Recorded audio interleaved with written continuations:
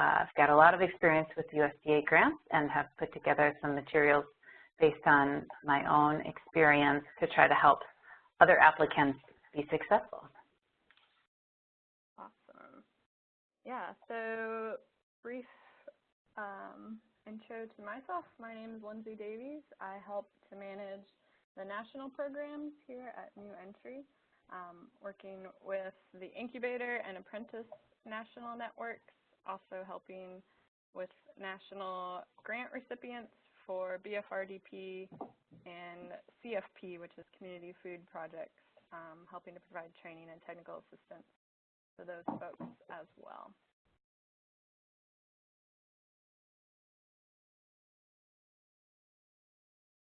So here's our agenda for today's webinar. We'll start off with a little BFRDP update on the RFA from what we know about it, and then talk a little bit about what New Entry does and the grant program that we're working with for these webinars. And then Allison will dive into the content, talk about program design, the grant program, and 10 essential questions to ask as you're prepping yourself. And then at the end, again, we'll have time for Q&A. So you can keep your questions until then, and also you can put them into the chat box as well as we're going through. That's a good way for you to remind yourself what the questions you have are.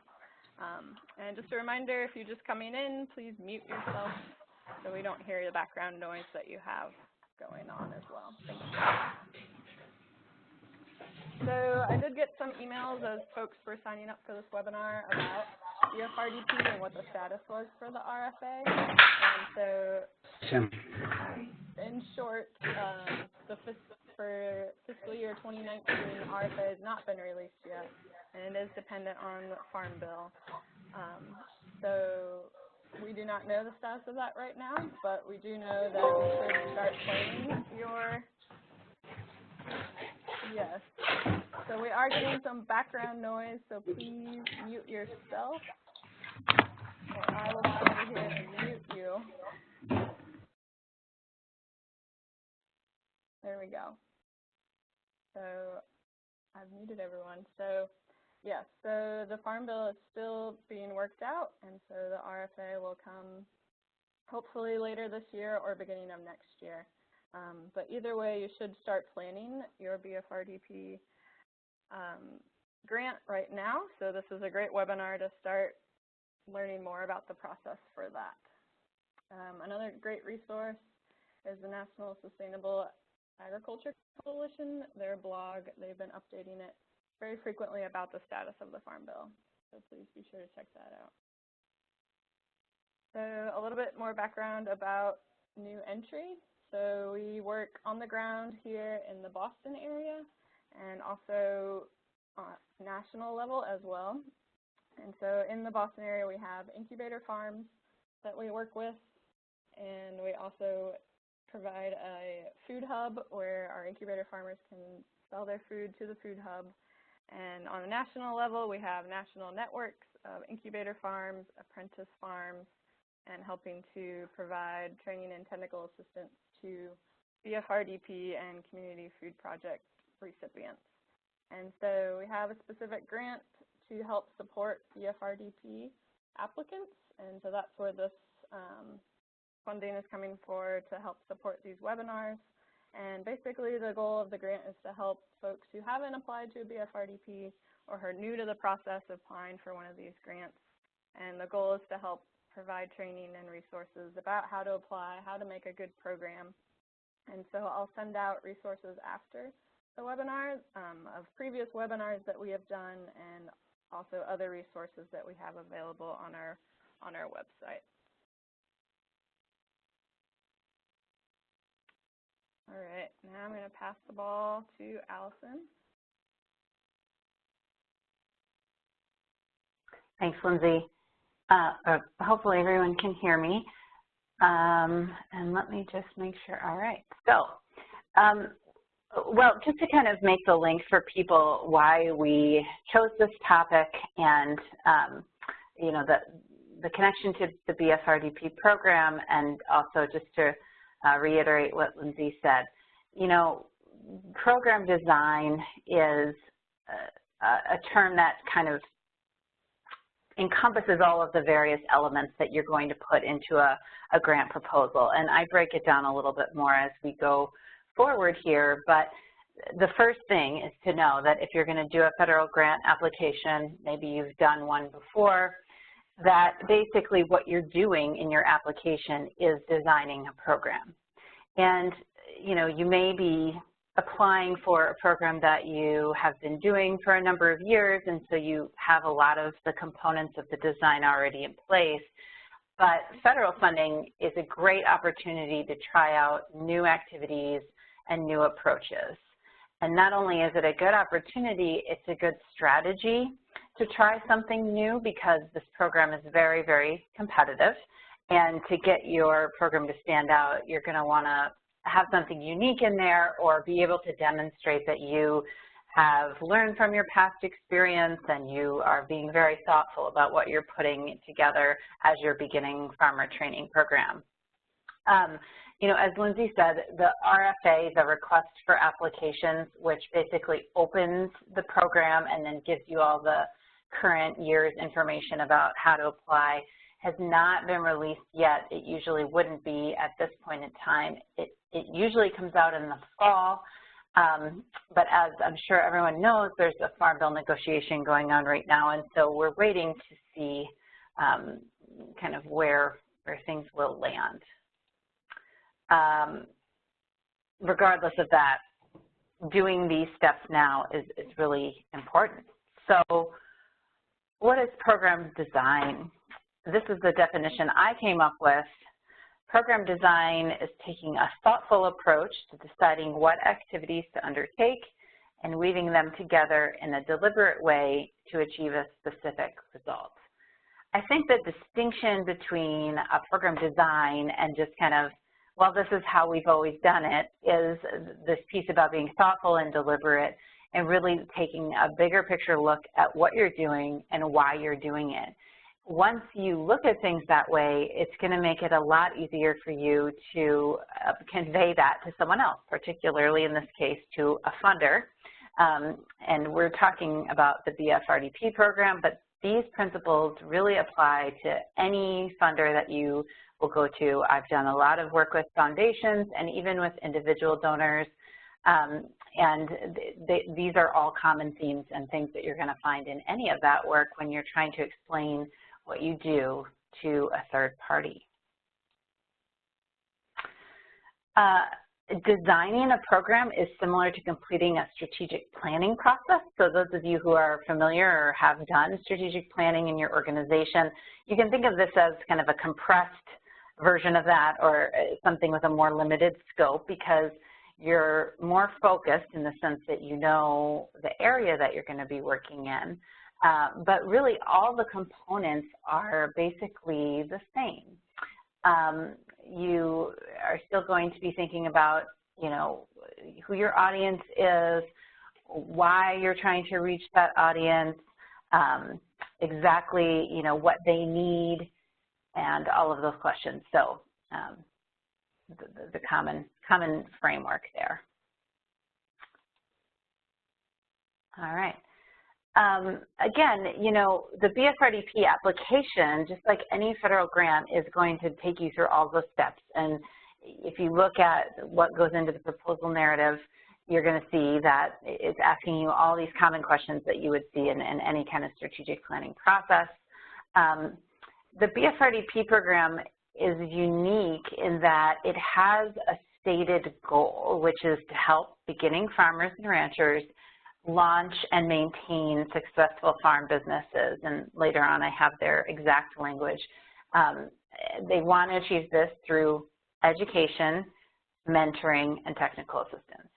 So they're already giving you kind of, you know, here's the space in which you're going to work. So we know we're trying to help beginning farmers and ranchers, and we know kind of the methodologies that we're going to be using. It's kind of education and training, mentoring, technical assistance. For those of you who don't know, this is something that's come up in my work a lot.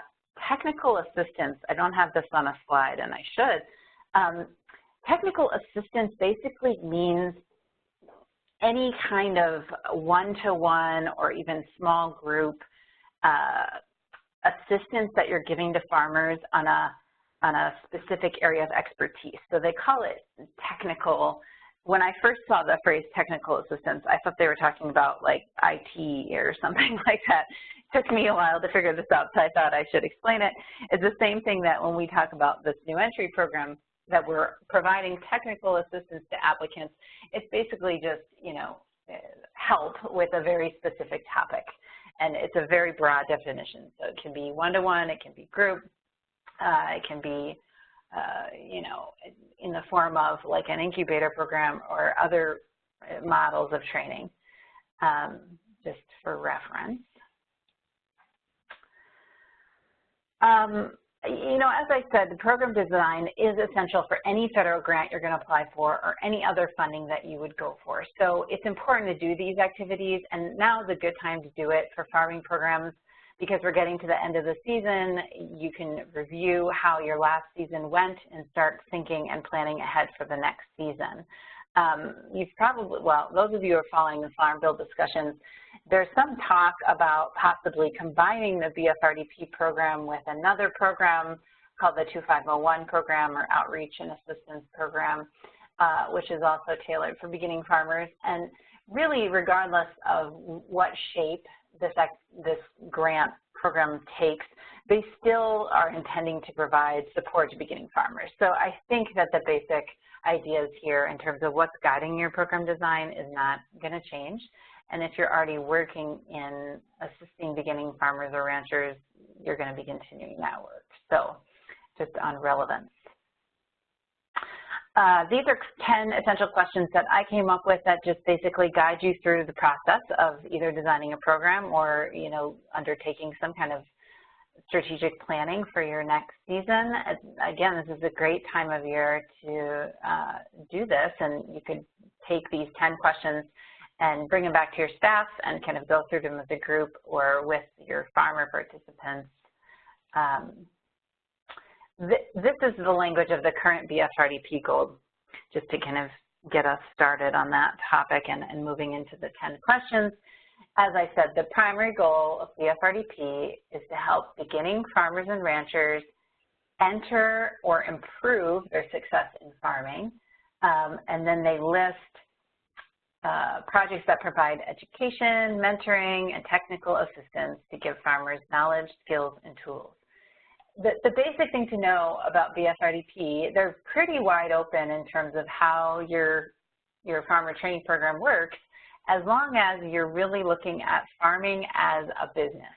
They want to see people who are farming for a living. They don't say you can't have off-farm work, but they do make a distinction between farming as they characterize it and, say, gardening or, you know, community garden programs, you know, those things that are so small scale that they really wouldn't be considered farming as a business. This program is really designed to help the next generation of farmers to get started. Another definition, for those of you who don't know, the USDA considers beginning to be a farmer from 0 to 10 years of experience. So it's quite a broad definition. And it doesn't mean that you've never farmed before, it just means you're in your first 10 years. So there's quite a range of different types of farmers you might be serving in 0 to 10 years. Which leads very well into this first question. What do the beginning farmers you serve need to be successful? So we know we're serving beginning farmers and ranchers. We know we're trying to help them have successful businesses.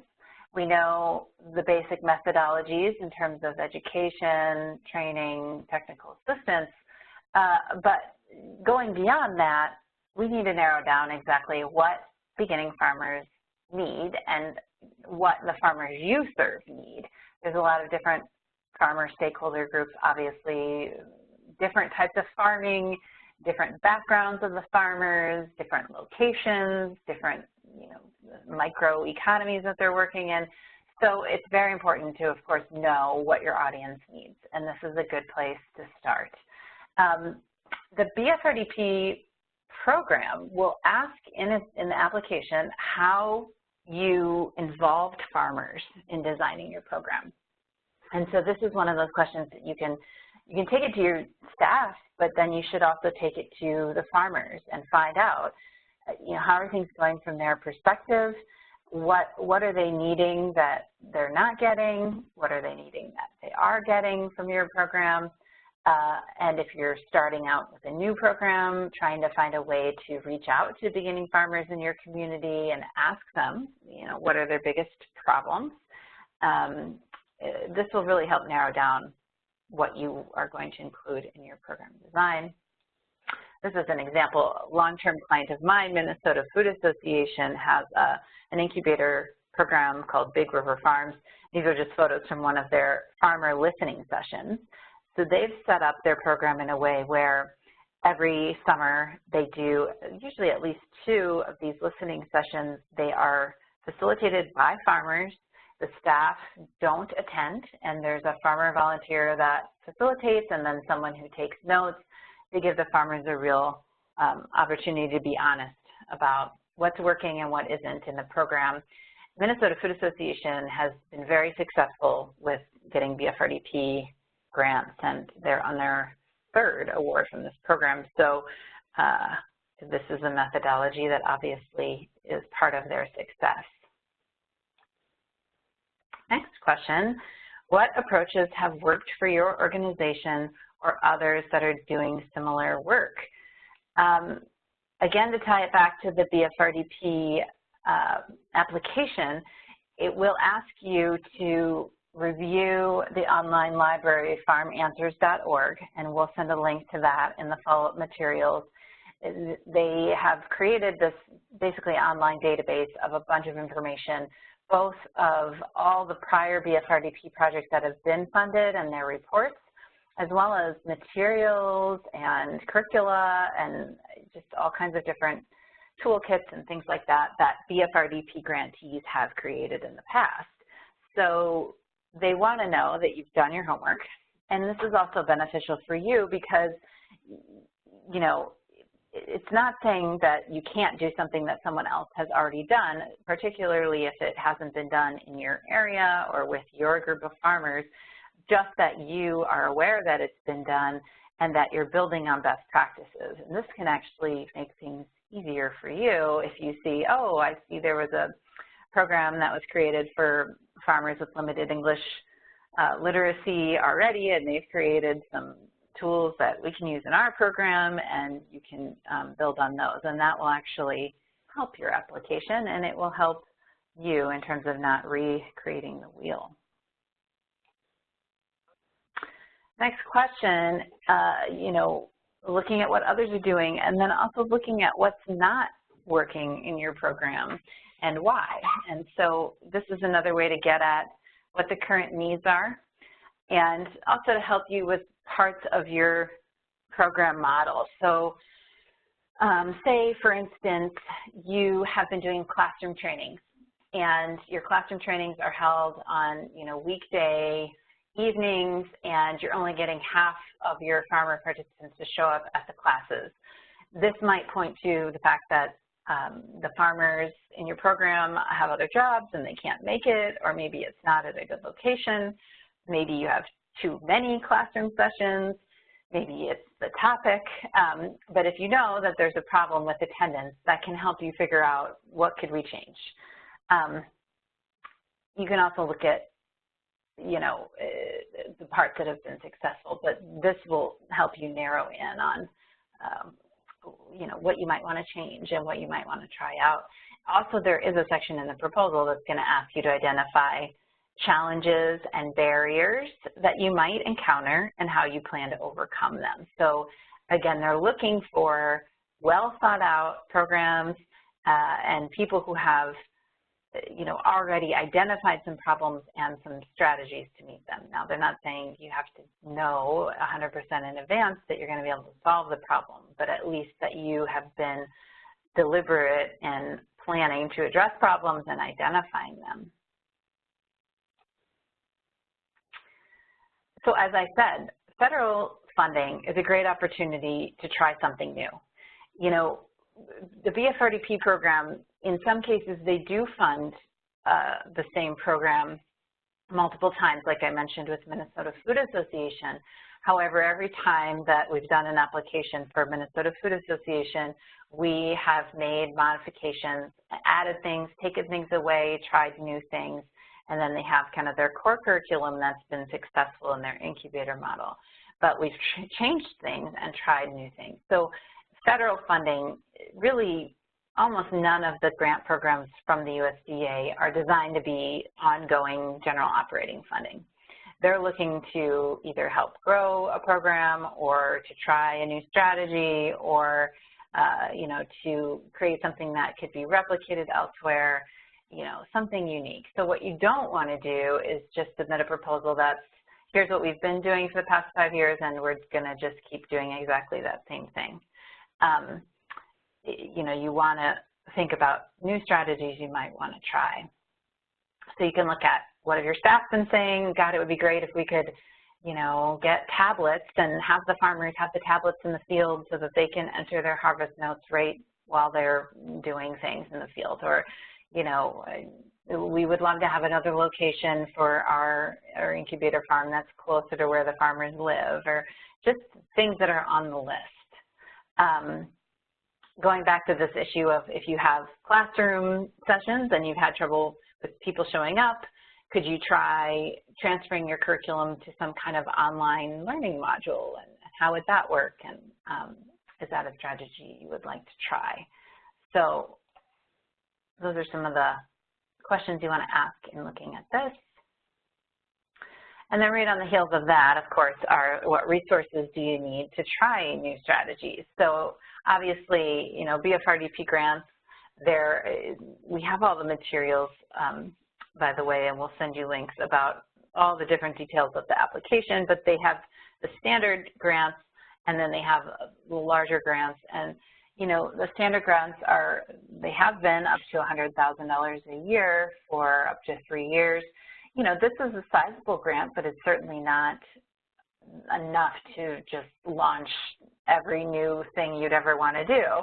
You need to have a good list of what is this actually going to cost. So if you're going to go to putting some of your curriculum online, you're going to need someone to, say you're going to do videos, you're going to need someone to film it for you. And what about the audio equipment? And do you need a new online portal that you'll be able to share materials for? You know, making a list, and then not forgetting to include important things like staff time. And we'll touch on that in a number of other places as well. But one thing I've seen in terms of projects that get funding but then have a really hard time being successful with implementing their project is that they underplan for the staff that they need to carry out their work. So that's a really important piece of this resource list, kind of getting a sense of what's realistic. Who are your best allies in this work? BFRDP requires collaboration, and so if you read the fine print, it'll say, you know, we're only looking at collaborative projects. In other words, you have to have identified a few different partners that you're going to work with in carrying out your program. Almost every organization has partners, and so you're already working with other groups on a number of different things, and so you're going to try to look at who are the partners that you think would be the best to include in your BFRDP proposal.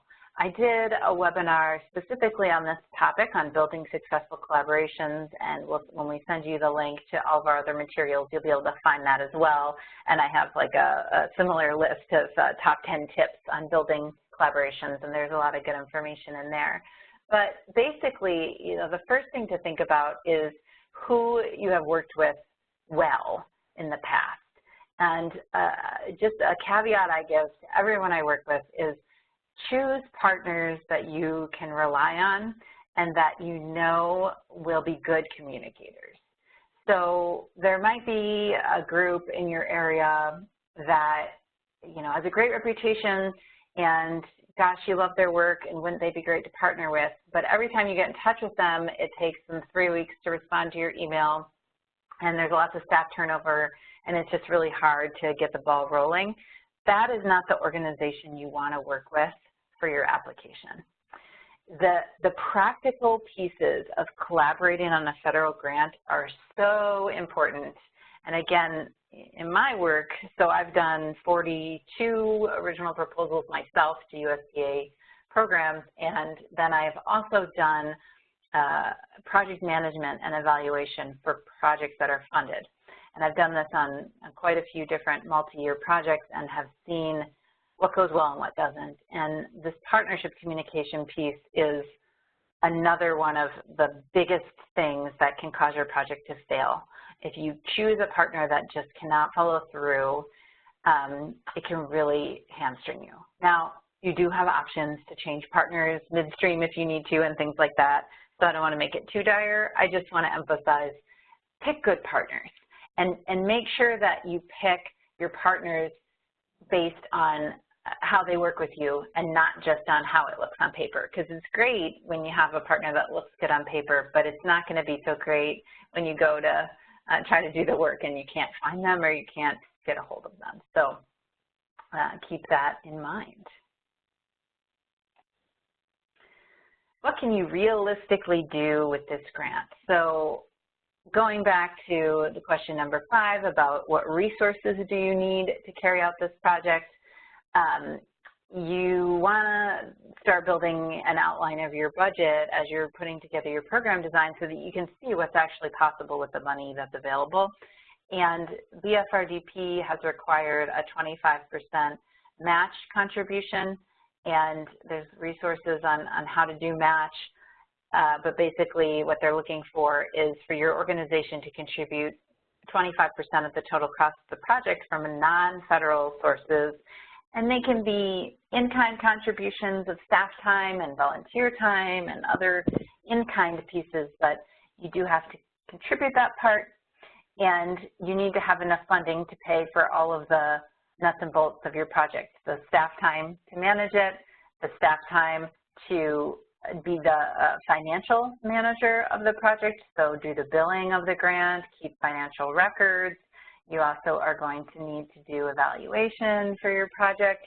So you can't have your whole project be new activities because you won't have anything left to cover all of these basic pieces as well. So it's a balancing act between wanting to do new things and have it be an exciting proposal and interesting and get the reviewer's attention and give you an opportunity to do something fun, and at the same time making sure that you're balancing that with what do we need to just keep our farmer training program going on a regular basis.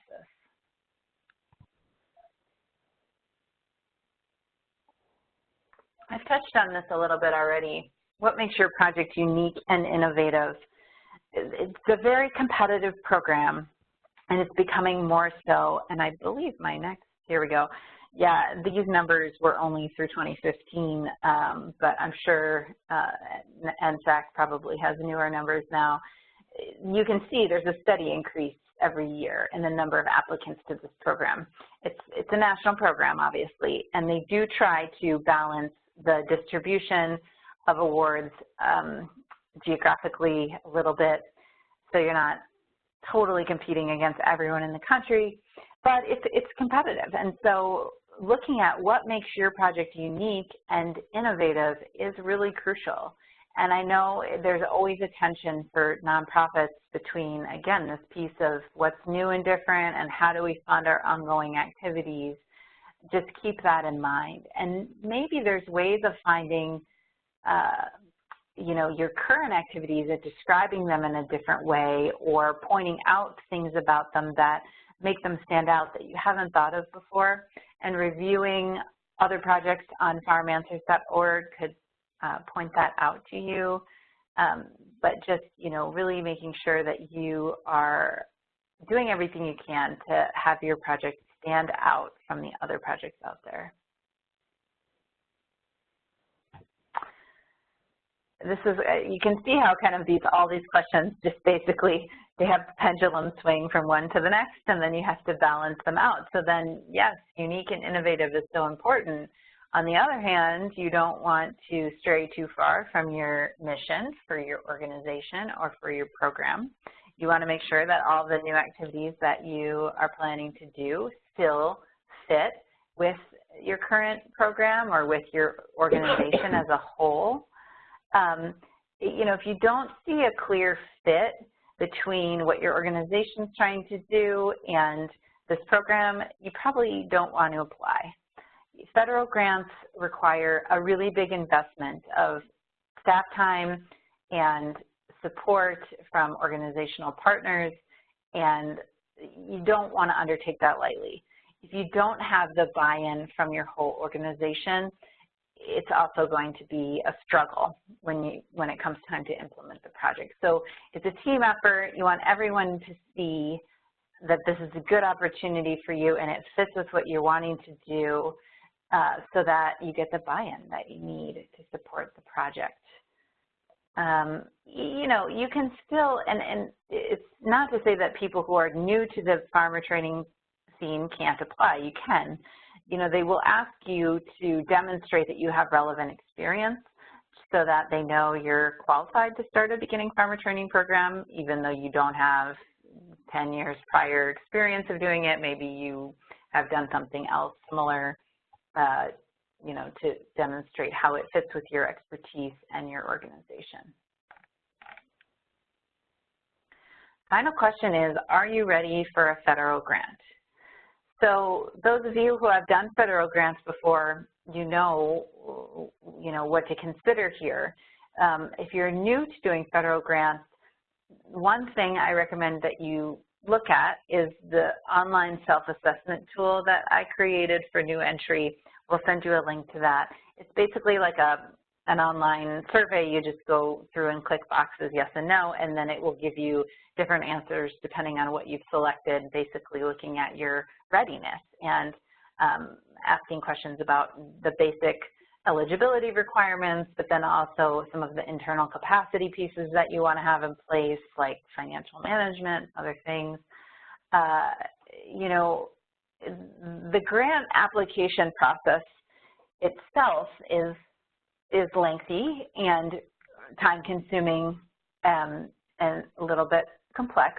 You can do it, and that's why we're here. There's a lot of resources to help you do it, but you need to know that it's a big project. It's not something that you can do the weekend before and expect that you're going to get it done. It's really, I mean, they will come out with the RFA and they'll give you usually about 60 days of turnaround time before the deadline. Everyone I've talked to who's done a federal grant has said that 60 days is not enough time, which is why we're doing this now and really encouraging everyone to plan ahead. The projects I've seen that are successful are the ones that are thinking well in advance of when the grant's even announced. You know, who do they want to partner with, starting their conversations with partners, you know, reviewing who on the team is going to do what. If you need a consultant to help you or a grant writer or somebody, you know, getting that person lined up, doing all that in advance. Then you get through the application process successfully, you get your grant in through grants.gov and it's on time and everything else. Once you get the grant, there's a whole other set of tasks that you have to be ready for. So I've alluded to the financial management, there's billing, there's record keeping, there's reporting. BFRDP requires annual reports and they have 2 online reporting systems. We have done some webinars on the evaluation pieces and we're planning to do at least one more this fall, so you can keep an eye out for those. And if you kind of start going through this list and you discover, okay, my organization can't do this, it doesn't necessarily mean you're totally ruled out. You can look for partners that you might want to apply with.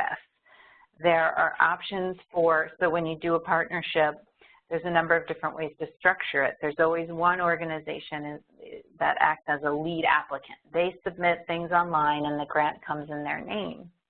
But the partnerships are either, they're called sub-awards or subcontracts.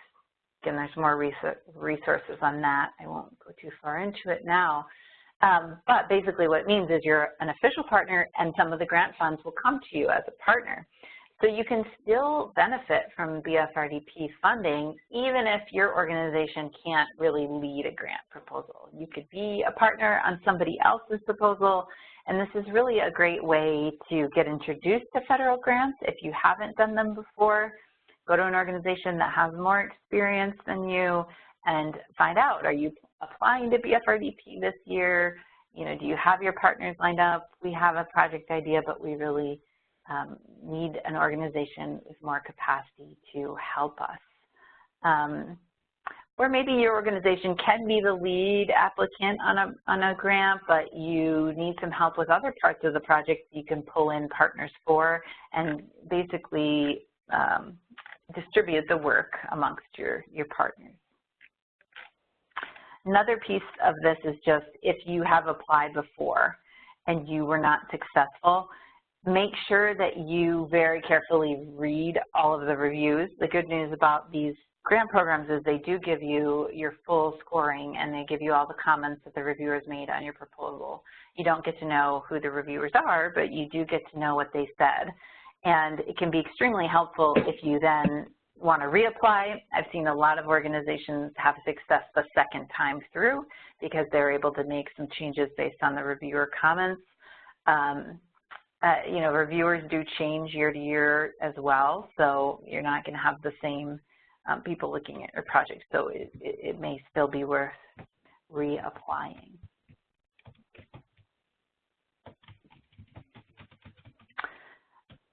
So the resources, so there's that word technical assistance or words. Again, these are just basically all the resources that we're offering on the BFRDP program.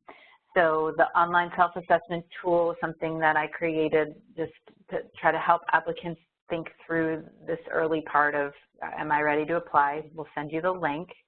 We've got a number of webinars that we've done over the past couple of years that are all available online as well.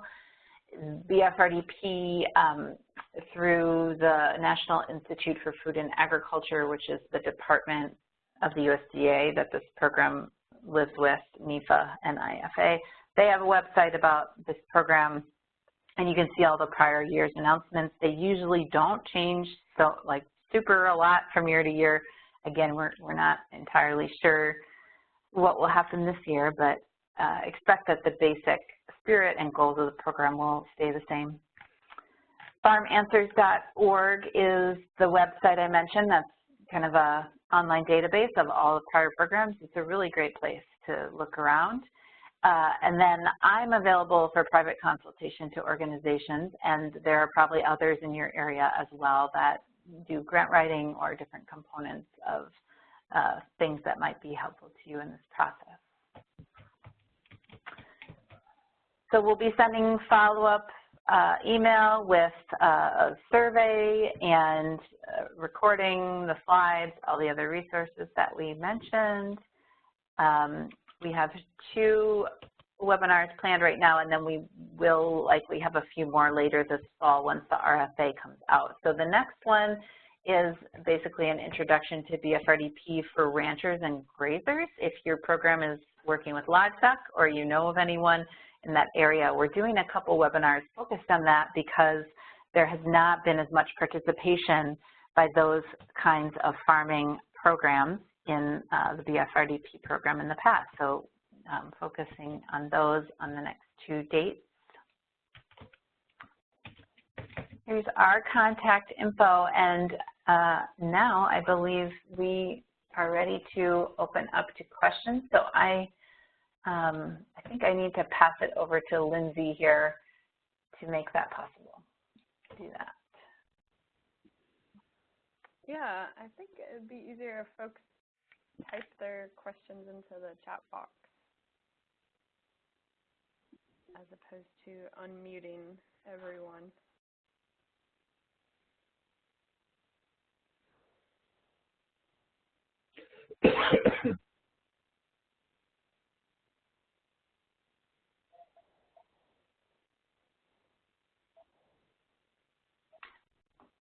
Lindsay, can you still hear me?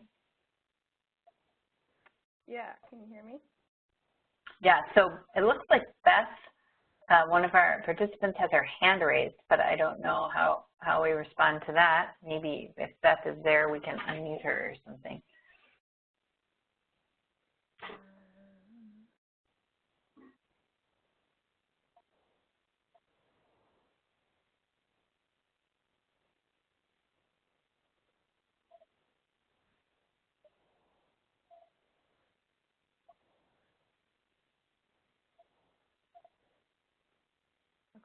I just sent her a chat, and I've got some other questions that came in just to me, I think. So Kiara asked, is it true that some organizations do not have a 25% match?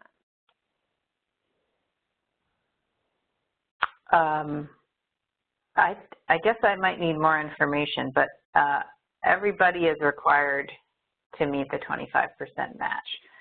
So I'm not sure if the question is about people who have received the grant or about organizations that might not be able to meet the match. Maybe we could get more information from that person asking.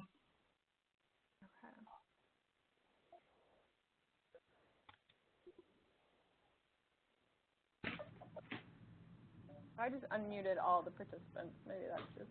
Okay. Oh, this is Kiara. Yes, hi, how are you? Thank you for your presentation. I really appreciate this. Yeah.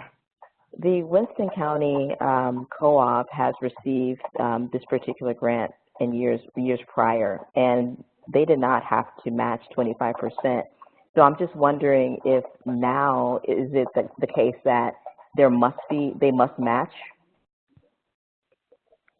Yeah, the match has been required for at least the last 4 years of this program. So I don't know when they got their grant, or maybe it was from a different program, because this program has always required that, and I've never heard of an exception. Okay, thank you. Yeah.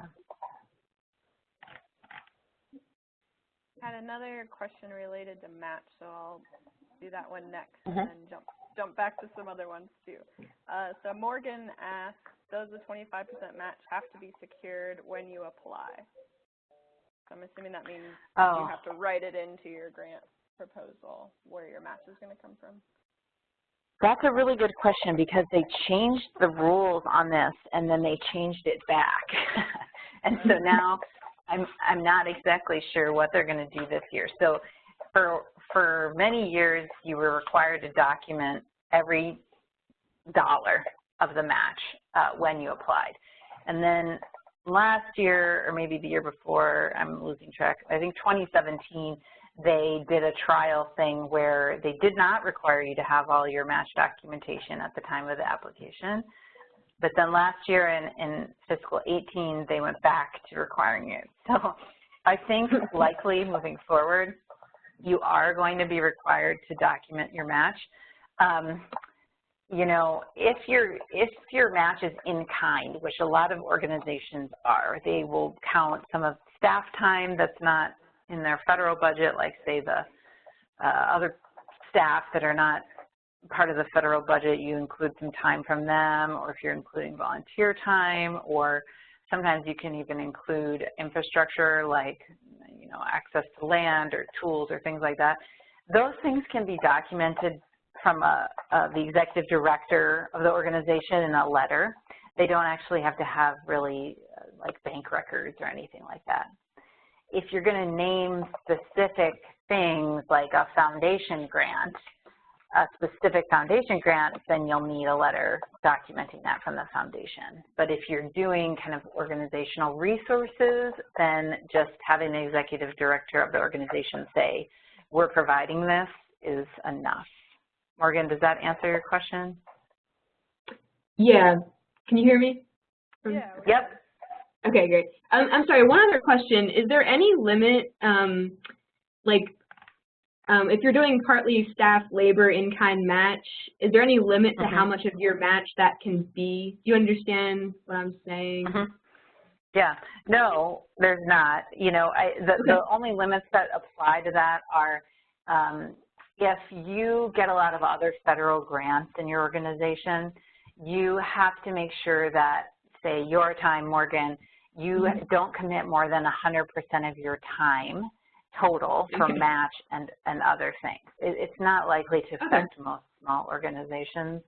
The other thing to think about is if you choose to take some indirect expenses as part of your budget, then you can't double count. So say in your indirect, your overhead, you include part of your HR, then you can't also contribute HR again as match.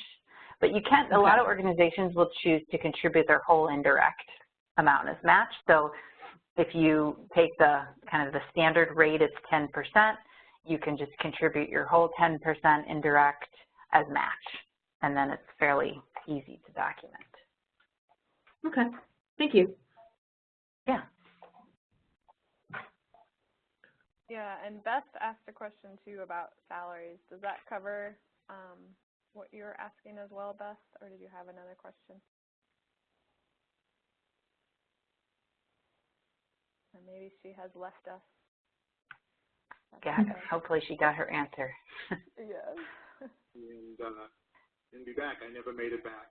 And I guess about for the next 24 hours, day and a half, I have no memory after saying, okay, let me talk to you, wife.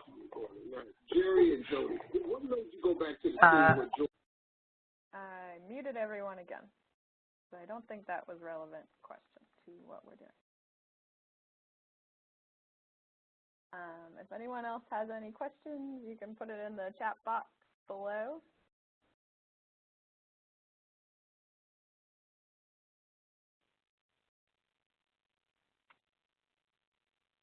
All right, this is coming in from Beth.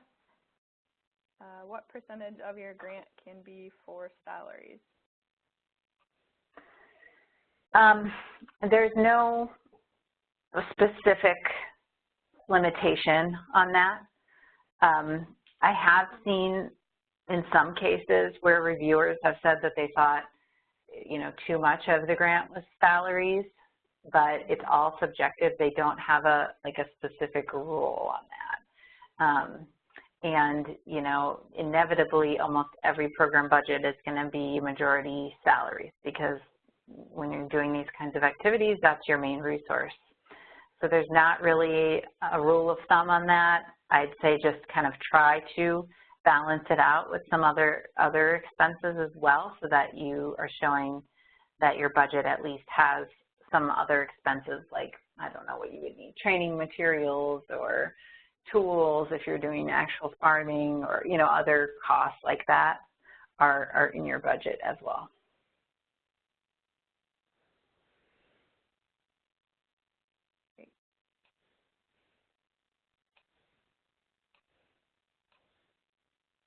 Any other questions?